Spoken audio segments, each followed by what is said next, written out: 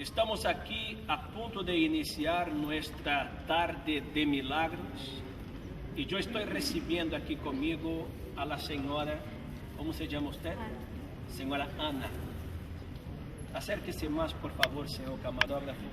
Senhora Ana, usted me estava dizendo que está enferma del diabetes há quanto tempo? 26 años. Eu não sei se o áudio se escuta bem. Ela está dizendo que está diabética há mais de 16 anos.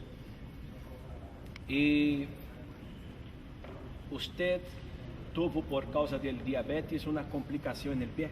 Sí. Usted permite que nós hagamos a sanação em seu pé. Então, nós vamos agora a realizar a sanação en el pie de la senhora Ana. 16 anos diabética, 16 anos sofrendo, que hoje será curada por la fé. ¿Le duele mucho? ¿Siente que le muerde, me decía? Sí, me conoce. Sí. Vamos a enfocar bien con la cámara, porque esa herida se va a secar. Essa herida se vai cerrar, porque su diabetes hoje é curado por el poder de Deus.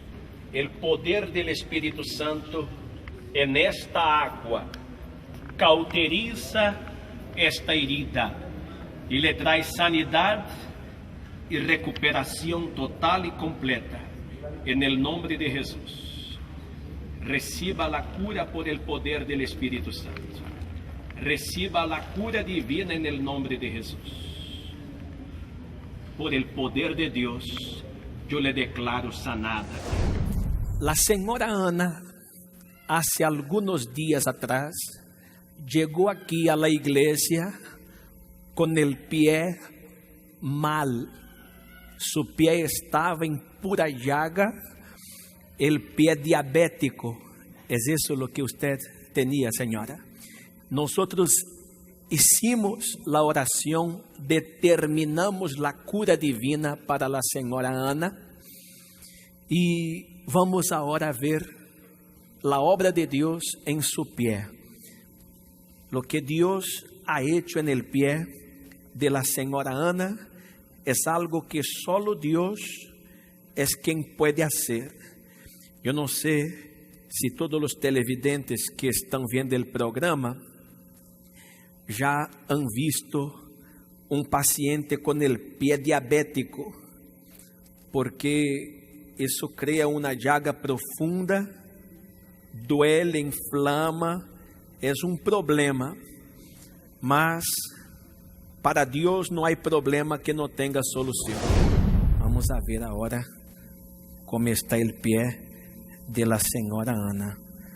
Ahí está el pie, totalmente cerrada la herida, totalmente bueno y sano, gracias al poder de Dios. Camina para allá, por favor. Camina fuerte, con confianza. Gracias a Dios. Gracias al poder de Dios. ¿Cómo es?